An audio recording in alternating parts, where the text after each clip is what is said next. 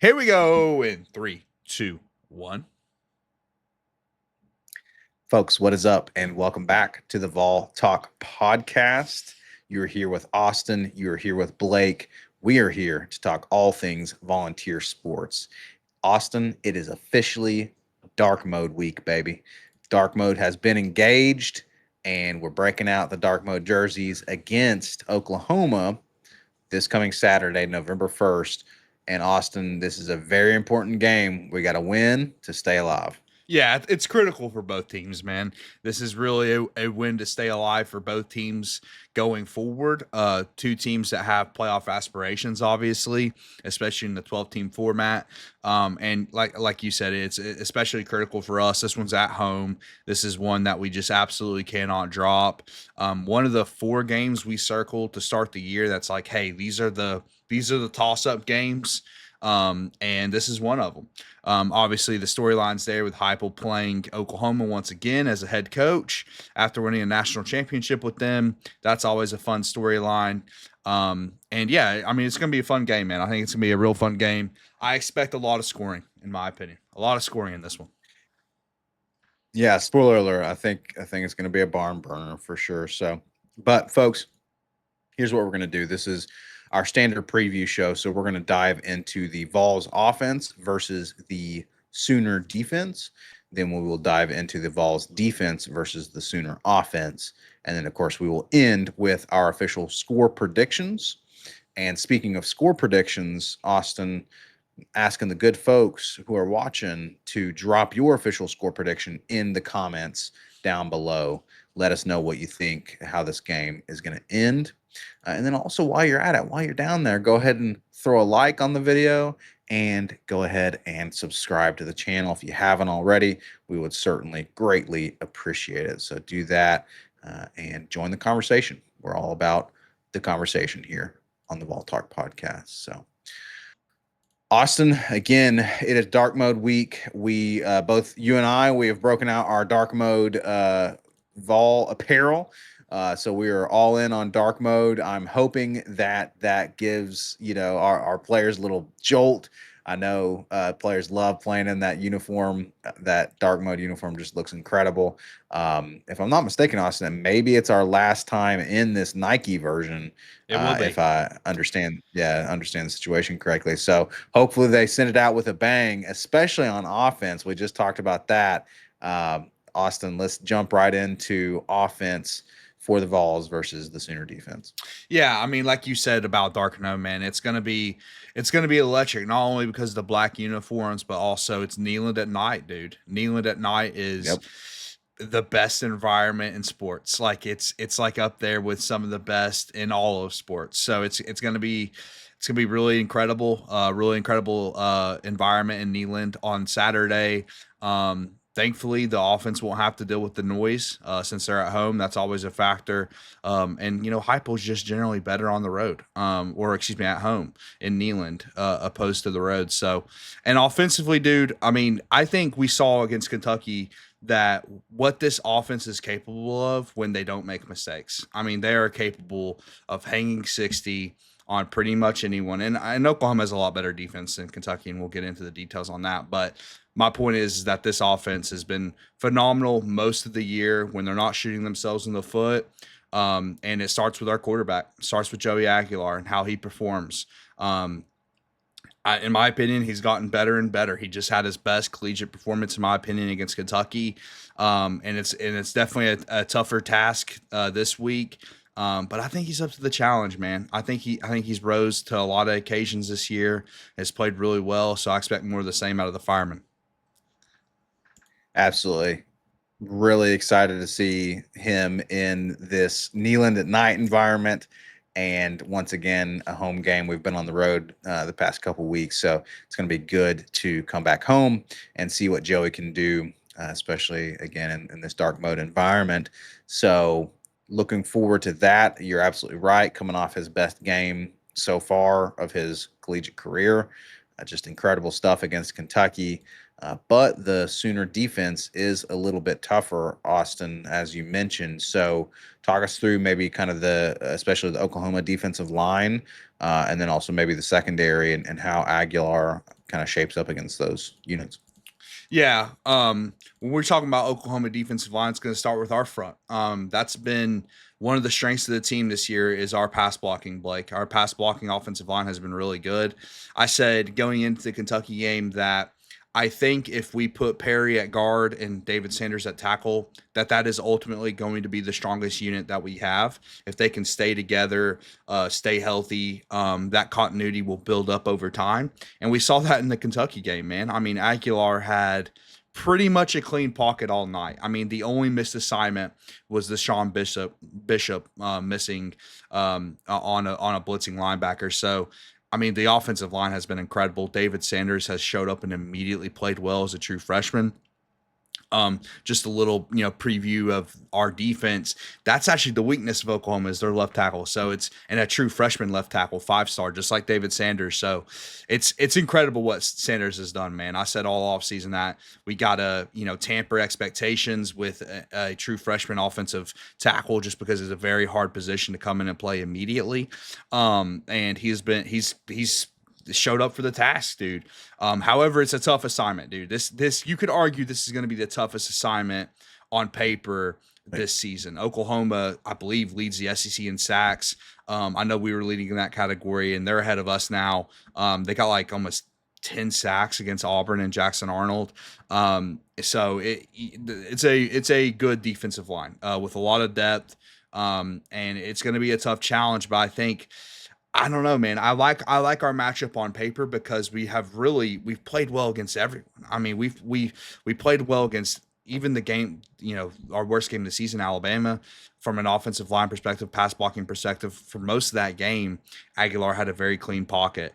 And I don't know. It's one of those. It's one of the staples. I think like one of the things of this team that I'm like, okay, I can expect this week in and week out, no matter who the opponent is. Yeah, and with the Alabama game, obviously Aguilar made some pretty costly mistakes, but it was just they were such grave mistakes. It's not like he made a ton of mistakes.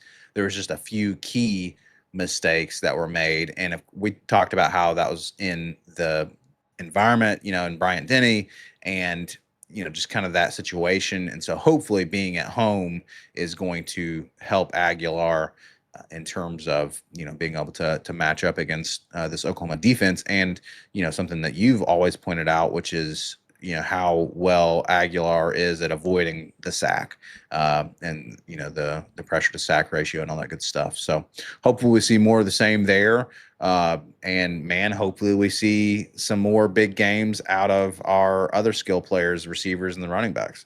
Yeah, I agree with that. Our Mason Thomas is going to be Oklahoma's best pass rusher.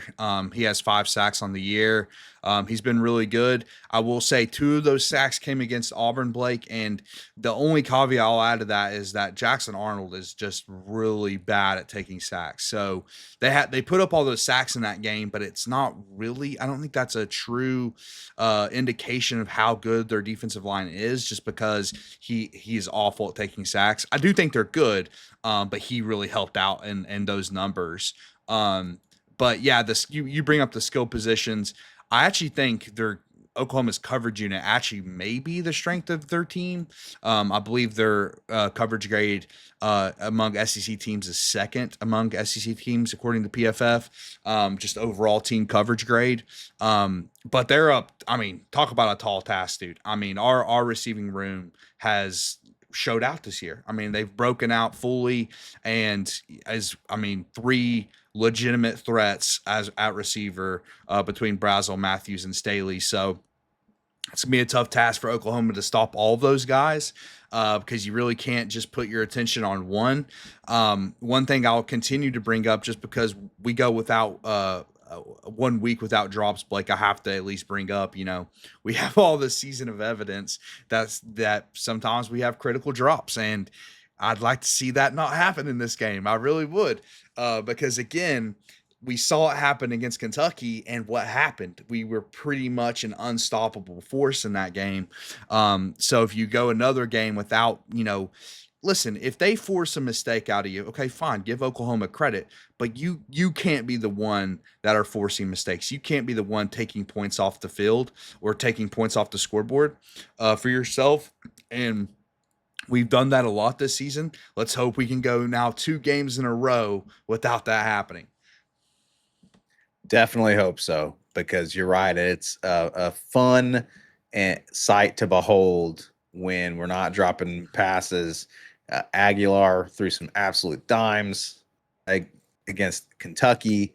And so, man, if he can throw some more dimes at Neyland at night and these receivers can reel those in and have big games, then yeah, it's going to be a fun night, big night offensively. Uh, any other kind of thoughts on the offense and running backs or anything like that?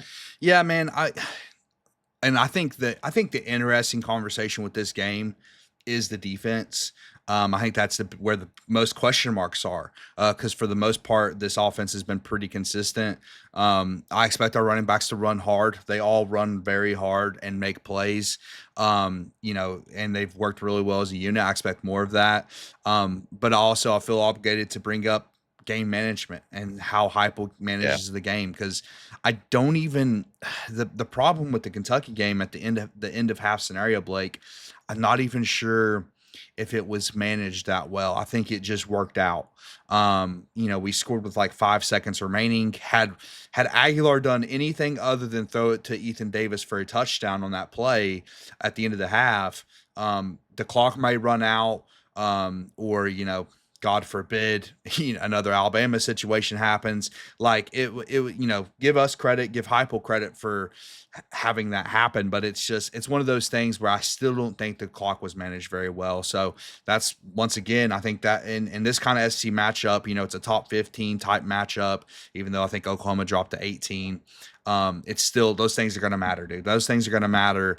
When we're talking about, winning versus losing. So hopefully Heupel can, show us that, hey, he's getting better, and we're not going to make mistakes by just missing opportunities scoring before the half.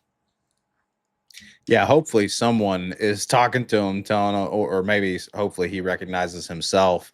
Man, you gotta improve in this area. It's just a necessity. The evidence is there. You have to improve in the game management. And Austin, in a match, like you said, in a matchup like this, SC matchup, even at home, it's going to be close. That you can let us know if you've got the updated line. But when I saw the line recently, it was at what, -3.5 for Yeah, us. And with the points from being at home, which I believe is about 3 points from being at home, that essentially is a pick 'em on a neutral field, according it to is. Vegas.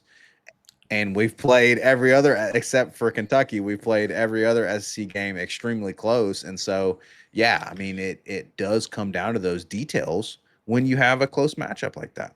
It does. It will come down to the details. I also, you know, although I hope this is the case, I hope we hit a bunch of deep balls like we did against Kentucky. I don't expect that to happen. I think Oklahoma will take that away.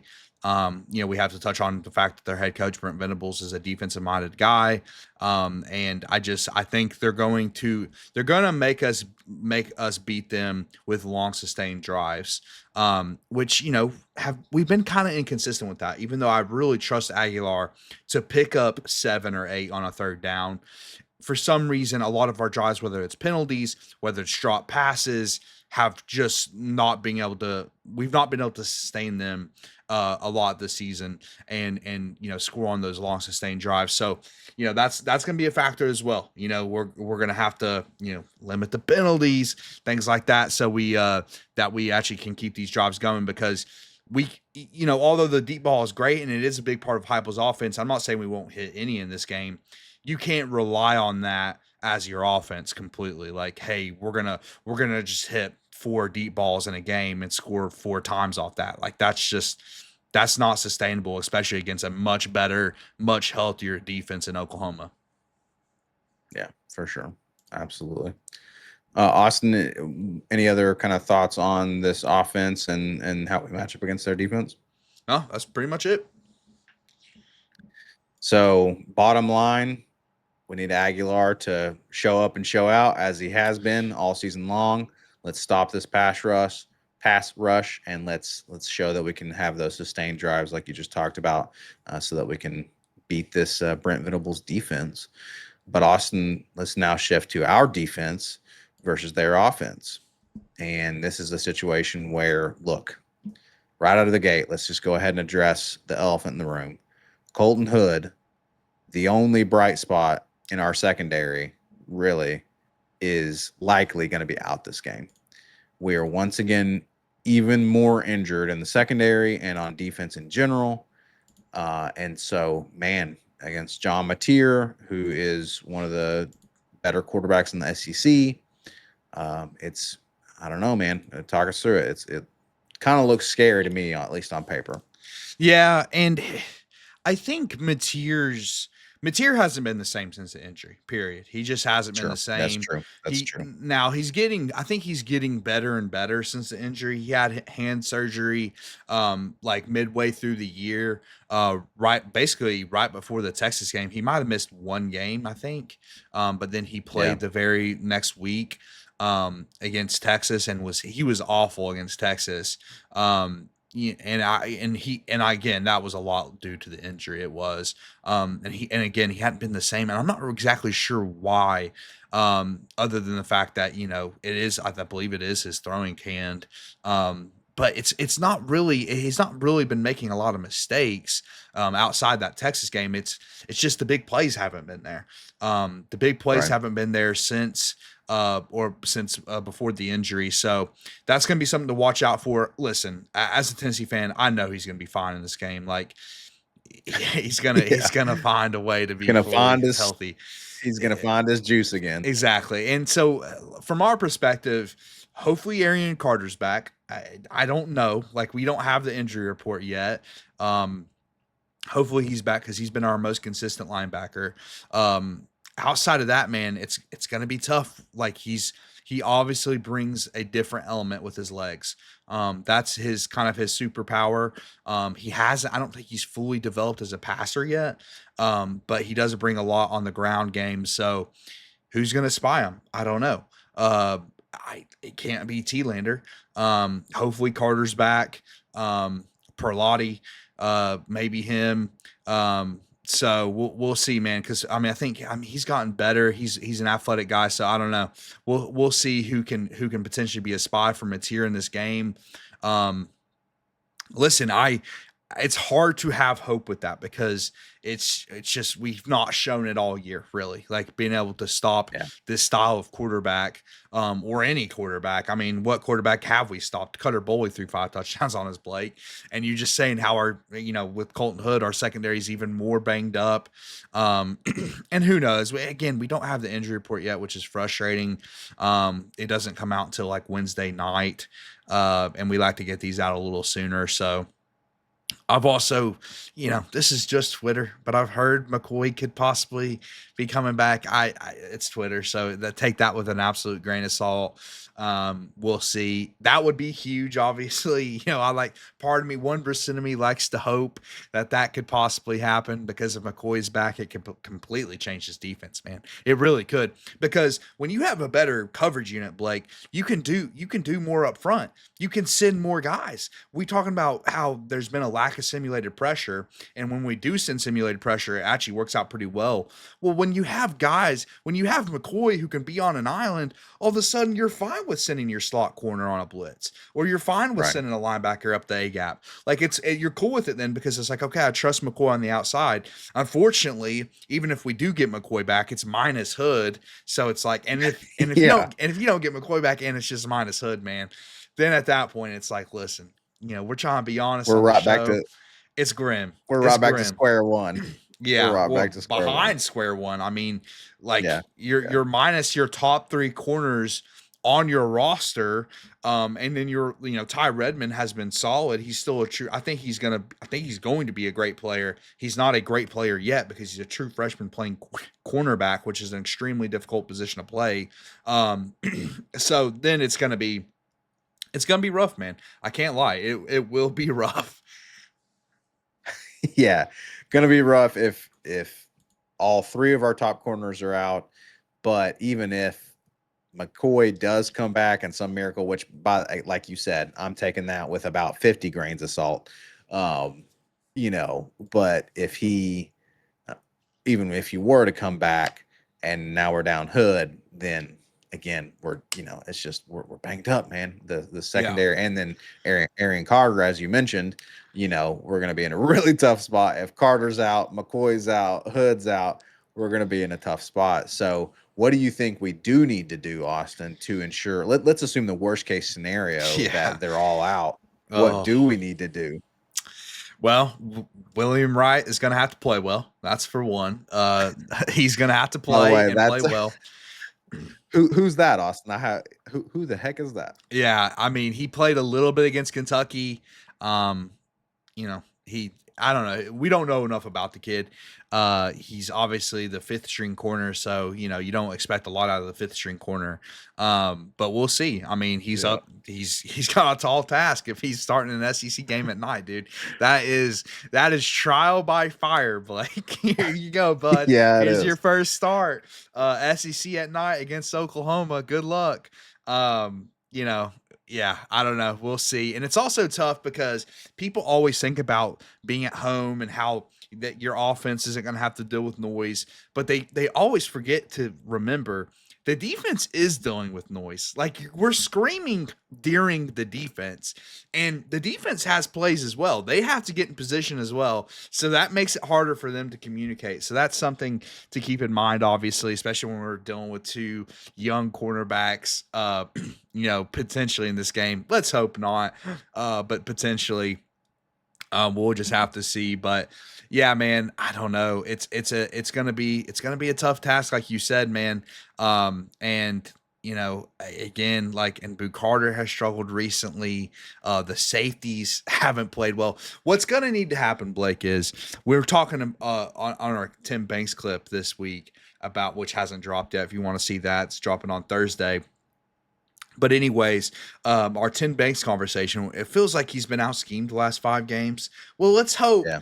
or at least, I said even maybe since the Ohio State playoff game, let's hope that Right. reverts. Let's hope this is the game where Tim Banks is in his bag and is actually, helping his young players out. I mean, because there's going to be a lot of inexperienced guys playing in this game with the linebacker injuries, cornerback injuries. So we're gonna need Tim Banks in his bag. I don't know how much we can rely on that, but that's what we're gonna need. That's a great point. We're going to need him to scheme something up to help these young players and these players that we're reaching deep into our depth at this point. So absolutely, Austin. I mean, do you think it looks like we talked about Mateer? I Yeah. mean, getting pressure on him, right? Yeah. Joshua Joseph's getting folks off the D line into the backfield. And that's always going to be the key. I do think this is the biggest hole we've seen on a defense or on an offensive line in a while. Like Oklahoma's left tackle has been awful. Very similar situation to David Sanders. I mentioned this earlier. True freshman 5-star tackle. Just like I was warning people with David Sanders, it's basically happening to this Oklahoma kid. Like he's trial by fire, man. SEC, you're 18 years old, go do it. Well, that's not a fair thing to ask of somebody. And when they're 5 stars, everyone says, hey, they got to play right away because we're paying them this money. And Oklahoma has probably had to lure them away from schools like Texas and whatnot. So hey, you're gonna come play immediately. Well, guess what? He's been awful. I mean, he's been absolutely abysmal. Basically all season long. So gonna have to attack that. Joshua Josephs, Jordan Ross, they're gonna have to attack Tyree West. I mean, listen, I still believe in this group of pass rushers, although I will say they have not been as good the last 2 weeks. They just haven't been. So that's a little bit concerning. But dude, this is genuinely the best matchup on paper that I've seen in weeks. And I look at this every single week when we're playing an opponent. I go, look, okay, how is their offensive line play? Well, Oklahoma's offensive line's fine outside of this one guy. So like obviously, it's obvious to say that the defensive staff is going to have to game plan around that. Like Joshua Josephs probably just needs to be on that side all game long. I don't need to see him against their good tackle. I don't. Just face him against the bad tackle and rush him there all night long. Yeah, it's sometimes the simplest answer is the answer, and you got to exploit a weakness. So, and I feel like that's something that Tim Banks, I don't know, it's weird, because even during a game, he'll find something that's working. And then, well, I mean, we've talked about this, and then all of a sudden, even if we're up only by a touchdown or two, he'll change it and change the scheme. And all of a sudden, we start getting, torched again. So, hopefully that's not the case. Hopefully we do see Tim Banks scheme up something good and exploit these weaknesses for sure. Any other kind of final thoughts, Austin, on the defense for us versus this Oklahoma offense? Just add a little context. Their left tackle gave up 3 pressures last game, 8 on the season. His pass blocking grade with PFF on the year is a 47.7 against South Carolina, which that's Dylan Stewart. Dylan Stewart's a whole nother animal, but he had a 30.9 pass blocking grade against Ole Miss, who does not have a Dylan's. I think our defensive line is way better than Ole Miss's defensive line. He had a 48.8, and that was last game. He's just not gotten better. He's just bad. So that's the one thing I'm looking at, because everything else, like our defense is just, I don't know if they're up for the task, man. Like they really haven't been all year, and now we're even more banged up, and now we're playing a kid in John Mateer that is infinitely more talented than Cutter Boley. I mean, he just is. He hasn't put it together yet, and he's been hurt. But dude, like, I mean, our defense has been the get right for everyone, Blake. It's been the get right for Yeah. everyone. So that's why I said at the beginning of the show, it's going to be a high scoring ball game. I just think it is. I think that's how this Tennessee team is going to play this year. I mean, we've seen that in literally every game outside of the Alabama Right. game where, there's a 14-point swing because we throw a pick six. Like outside of that, you take that away, you score in that game, Blake. It's a shootout against Alabama. And, who knows who wins at that point. But that's how it's going to be. We're going to be in a lot of shootouts this year. The question is, can we outscore them? That is the question. Can Joey Aguilar and our offense outscore this Oklahoma offense? Because unless something crazy happens and the world turns upside down, it's looking like it's going to be a shootout kind of game. So, Austin, maybe we'll use that to segue to our actual official score predictions. So we're talking about, hey, it's likely going to be a high scoring game. I agree with you. I mean, it's what it looks like on paper and everything. And what my gut is telling me, my gut's telling me that this defense of ours is not going to get a ton of stops, even though we're in Neyland. And so, of course, if I want the Vols to win, that means that our offense is going to have to get a ton of scores as well. So, Austin, what is your official score prediction, Tennessee versus Oklahoma? Man, we are really hard to beat in England. I mean, we're a missed kick away from being undefeated in Neyland Stadium this year, and basically being undefeated in Neyland Stadium since 2022, outside of one game against Georgia in 23. So, I mean, we are really tough to beat here, and it's a really tough environment for a young quarterback, young offensive line. I think we are going to find a way, but again, it's our defense is not going to play well. They haven't played well against anyone. I can't expect them to play well now. I'm going to say let's go 45-42 Tennessee. Austin, I also have a 3-point differential in my score predictions. Score prediction. I'm going 41-38 is what I'm going. Tennessee wins 41-38. I'm like you. I think it's going to be close. I think Vegas has got it pretty much spot on in terms of the over under. And so 41-38. I'm hoping our offense can score once again over 40 points. So we'll see in the dark mode at Neyland at night. I like it. It's gonna, like you said, Austin, it's gonna I'm be a ready. fun environment one way or another. Yep. Yep. Yeah, it's going to be electric, dude. Um, Unfortunately, I do not think I'll have in person reporting this time. It's kind of up in the air. We'll see. But I would obviously love to be there. It's going to be an electric environment. And last thing I'll say, dude, I still believe in the fireman in the big moments. I do. Yeah.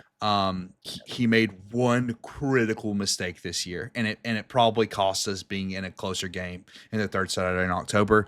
Outside of that critical mistake, this dude has showed up in every single moment, has been great. And I think he's getting better, which is scary, dude. Like that's real scary. Because I mean, our offense, man, we talked about how banged up the defense is and whatnot.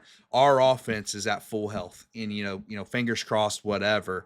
Our offense is at full health. I think they are better than they've ever been this year. So it's going to be fascinating to see how that plays out. But I think with Joey, we're going to be in every game, and I think he's going to find a way. Absolutely. Love to hear it. And yeah, we haven't forgotten about the Heisman campaign for freaking Joey Aguilar, baby, because he is still the best quarterback in the SEC statistically. It's He has it's led this team well. It's crazy to It's put criminal. Pavia over him, dude. It's crazy to put Pavia over Joey Aguilar. That is just asinine. If you're putting Diego Pavia over Joey Aguilar in Heisman rankings, and I started to even like Pavia for a little bit, but I'm done. I'm done, dude. Pavia has a good defense. He has offensive linemen, dude. There's clips of his offensive linemen pancaking two dudes on a single play. Like, no, man, stop with all that. Aguilar should have one loss right now. He's made one bad play on the year. He leads the SEC in every like statistical category there is, Blake. Advanced, basic statistics, everything, dude. He's the best at everything. So he's getting absolutely no love right now just because Pavia has one more win than Aguilar at the current moment. It's ridiculous. One more win on again for us a missed field goal, which Yep. has nothing to do with Aguilar. And Pavia is just full of hot air, man. He just talks more, and then the media just glazes him more. I don't know. I don't get it. It kills me. But we haven't forgotten. Aguilar will look. We just got to keep winning, and then eventually people are going to be forced to give him some love when it comes to the Heisman talk because, like you said, I believe in him. He's come up big all throughout the year. Well, these next few games are his Heisman opportunities. I mean, you have three Right. games, right, this season has been mass so far. I think let's be honest, it's been a mass season. We haven't had a marquee great win. I appreciate the fact that Heupel's been consistent here, and we're not just a terrible football team like we're seeing around the country. But at the end of the day, these next three wins can make or break this season, or these next three or next four games, but really three games can make or break, with this Oklahoma game, the Vanderbilt game, and then at Florida. Like that could be Joey Aguilar's legacy. You get us to 10-2, and at that point, with the stats, I think he should absolutely be eligible for the Heisman. And then you have, potential playoffs, and who knows if our offense is if we're hot going into the playoffs, then all of a sudden we're feeling pretty good. That's right. And it's going to end the regular season with a potential elimination game between us and Vanderbilt. And then Yep. Aguilar gets to showcase head to head with Diego Pavia Oh and yeah. show the world that he's the better quarterback and the better leader and the better Heisman candidate. So looking forward to it. But Austin, first, it starts with getting through Oklahoma in Neyland this Saturday, November 1st. Folks, we are going to, as always, we will review that game afterwards on Sunday at 11:30 a.m. Eastern. And so definitely stick around subscribe and turn on notifications for that and come back for that show. That'll be a live show at 11:30 a.m. Eastern. But this has been a fun episode. As always, let us know your thoughts in the comments down below. Let us know what your official score prediction is. And let us know your thoughts on that conversation we just had about Diego Pavia and Aguilar, and the absolute lack of love that Aguilar is getting in the Heisman talk. We'd love to know y'all's thoughts on that as well.